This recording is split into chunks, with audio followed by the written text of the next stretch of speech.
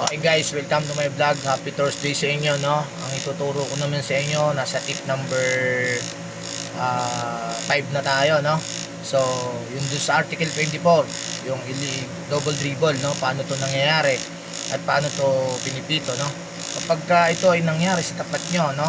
Siyempre, kailangan lagi kayong top of the play, no? So, blow nyo yung whistle, peak. Tapos, dalawang ano lang tayo, open call natin, dalawang pump, then direction of play. So, paano naman to nangyayari sa game, no? For example, dun sa lumayap, no? Kalimitan.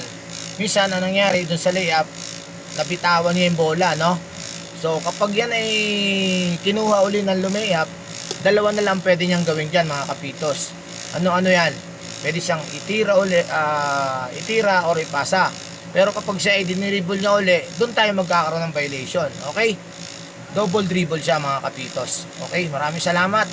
So, I hope may nakuha kayong bagong tip dun sa mga bagong referee na pwede nyo rin magamit kapag kayo po ay nasa game na. Salamat na marami. Please follow, like, and share. God bless you all. Be safe always. Bye-bye.